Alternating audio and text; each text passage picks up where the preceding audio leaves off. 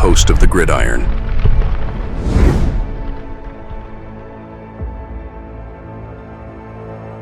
Right. So, of course, Joe Schoen, I did a Dable, wasn't speaking to the media. I'm sure he wasn't upset about that at all. But Joe Schoen on Tuesday, right? He spoke to the media. Right, a big crowd there, a lot of people there, a lot of people talking to him. So he went over a wide variety of questions. Of course, the first one I got asked was about Saquon. Would you do it over again if you had? I'm so sick and tired of talking about that, but I'm sure Joe Schoen is sick and tired of talking about that too. But he handled it very, very well. He did very, very well. But he was up there. I don't know what it was, like for 20 minutes or so, 15 minutes, 20 minutes, somewhere around there. And a lot of questions asked him. So takeaways from the general manager Joe Schoen at the Combine. More than 300 prospects are gathered here at Indianapolis for the 2025 NFL Scouting Combine. But the draft is far from the only topic on the minds of general managers. Simultaneously, the league is gearing up for the start of free agency in just 2 weeks. Wow. Giants have made it clear that finding their quarterback of the future is a top priority, and they will address it through the former or latter, or both. Needless to say, there were plenty of questions for Joe Schoen at his pre-combine press conference on Tuesday morning. Here's everything you need to know. Schoen said this week is a good time to feel out potential trade scenarios and time frames for other teams on making deals. That will help them map out the spring. Giants will look under every rock for a quarterback and explore every avenue. If they draft a young quarterback, Schoen would like to pair him with a veteran to show him how to be a pro. So, obviously, the nice thing, if you want to draft in somebody, right? So the thing is he got free agency first, right? So that's going to kind of tell you, right? Because, just saying, if we sign Matthew Stafford, right, you bring him in for whatever, right? I don't know if we're going to be going after Ward or Sanders.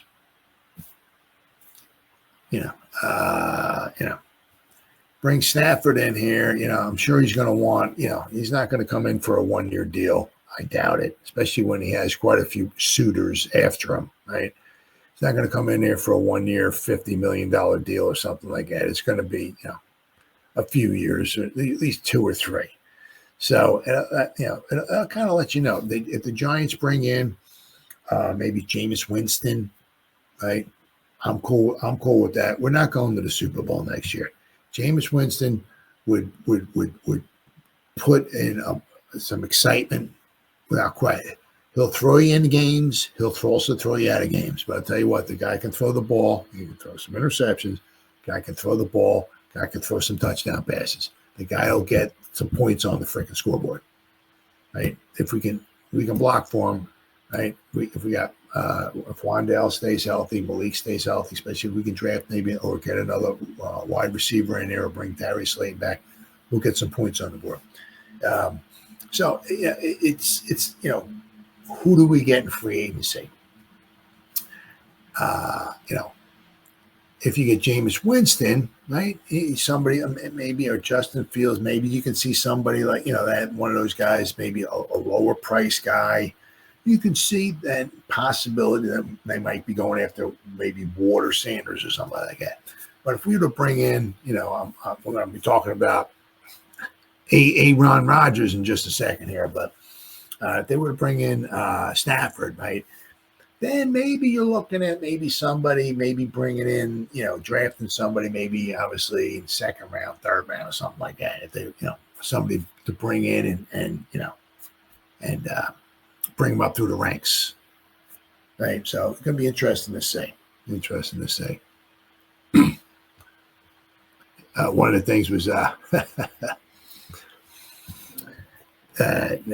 he did talk about, did anybody call him on the phone asking him about doing a Hard Knocks, like the off-season one that the Giants did last year. He said, "Nah, nobody's called him as of yet." And he said something along the lines, I think they kind of know what I would wind up saying. He's not a big fan of it. Not a big fan of it. He goes, I was saying, because what wound up happening, especially with Saquon this year, right? Shane looked very foolish. He stuck to his guns. You got to give the man some credit for that. Of course, hindsight's 2020. It was one of the stupidest things that we ever could have done, right? But he stuck to his guns. Right? He said, running back is only worth this much, whatever. I'm only going to pay, and that's it. Once again, one being really, really bad, but I mean, going to the Eagles, it was the best situation for Saquon. The money, the offensive line, the weapons. We got a great defense. They won the Super Bowl, so why not put, being the absolute best thing for Saquon. But just made Shane look really, really ridiculous, right? And the thing too is that even his son, he was asked his daughter, who do you want me to draft? And he wrote it down. He asked his son, who do you want? He's like, Jaden Daniels. Oh, okay, yeah. So his son knew. But I said we weren't. The Commanders we're not trading back with the Giants. That wasn't happening. Not happening. Let's see. There we go. Okay. We have the resources to improve the roster, and that's what we're excited about this time of the year. Jane was asked about veteran quarterback Matthew Stafford, and he did the politically correct thing, right? He said, you have to ask the Rams that. He's under contract with them. So that would be a question for the Rams. So Giants will have free agent conversations this week while they wait for the official salary cap number. GVR, Van Roten, Darius Slayton, and Jason Pinnock are set to become unrestricted free agents. 2 weeks from now, the roster will look different, obviously. But, you figure those are the big guys, that the Giants quite possibly might want to lose. Now, I'll tell you what, if Van Roten wants to come back, I'm all for it, without question. I would still like to see if we can upgrade the guard position. But, get the guy in here. With the injuries the Giants wind up having, there's probably a really good chance that GVR would wind up playing somewhere along the line this year, even if he starts off as a backup, right? But to get the guy in here on the cheap, he did fantastic last year. I wouldn't be bummed about that. The thing is, obviously now with Slayton and with Pinnock, and what I mentioned about before earlier, like first portion of one of the first portions of the program here, right? Is that with Pinnock? Is he did good with Wink last year. It seemed like is he kind of a little lost in the Bowen system? Did Bowen consistently put him in best situations to be successful? Maybe he seemed like he did better under Wink Martindale than he did last year, right? So you bring in a new coordinator, maybe somebody like, unfortunately, like Pinnock, he's not an all-pro or nothing like that, but somebody like Pinnock, right, maybe becomes expendable because you got a new defensive coordinator in here and doesn't use him maybe to his best abilities, shall we say. So now we might be looking for another safety. And now I guess maybe with the addition of Malik Neighbors and Wendell Robinson, right? Maybe Darius Slayton might want to go where he's also going to make some money, but also become a little more involved in the offense. I forgot what the numbers were. It was like 300 and something targets, or 305 or whatever it was targets that Robinson and Malik had last year. That's a lot of freaking targets for just two guys, right? So Slayton's numbers came down, his targets came down. So he might want to go someplace else. I'll have to wait and see. All right. Let's see here. Let's see. Joe Schoen on quarterbacks. We're going to look at all options. We're going to look at all options. He must have said it twice. It's the most important position in football. We need to look through the free agents, the trades, the drafts, whatever it is, and we need better play out of the position.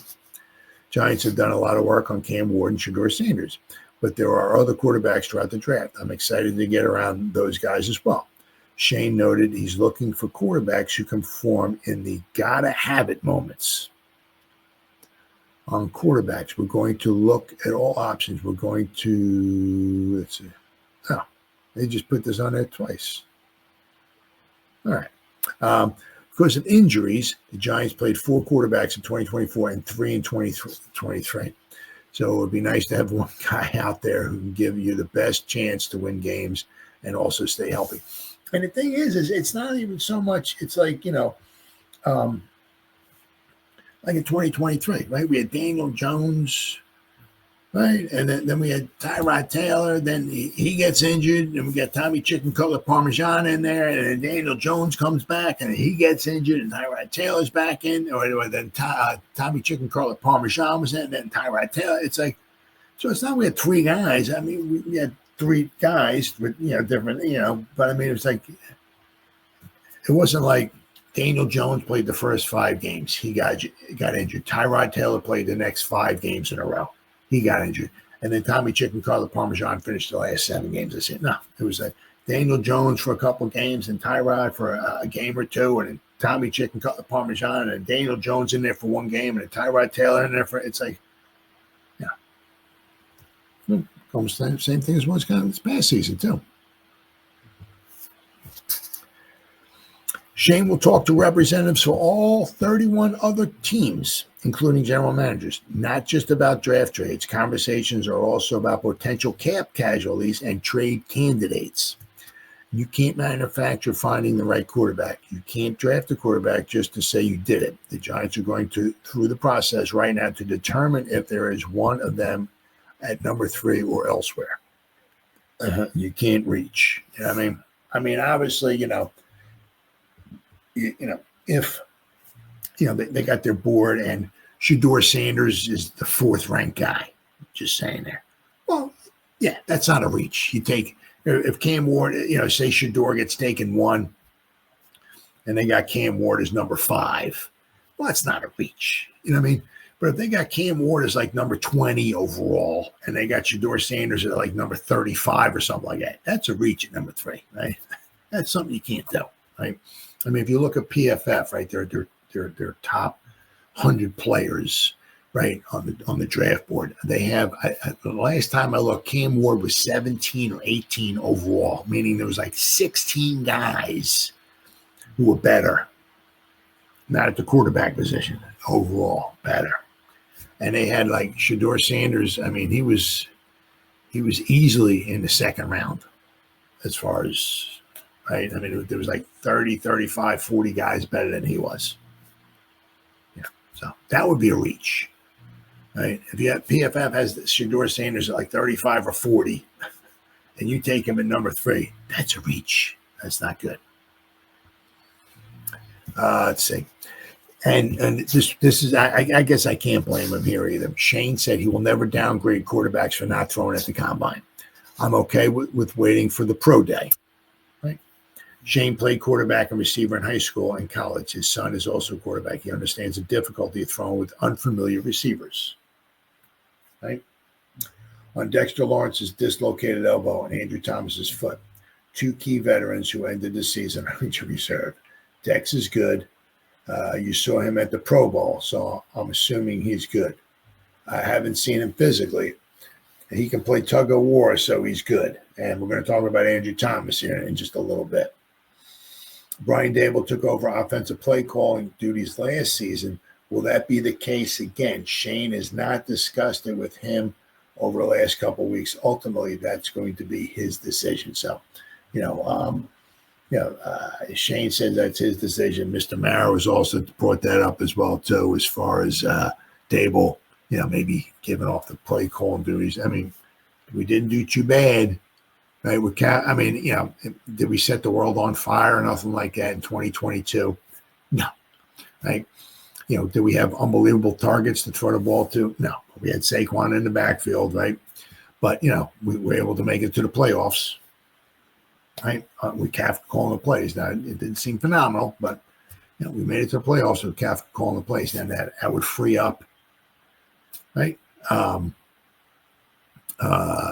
Dable, right? I mean, you look at, Parcells, right? You had guys calling the offensive plays, the defensive plays, right? It frees you up. Not everybody can do it, right? Or somebody can call the plays, right? But it hinders them as far as being a head coach, right? So some guys are just good at calling plays. Other guys can call plays and be head coach. It is what it is, right? But that's something to certainly think about, without question.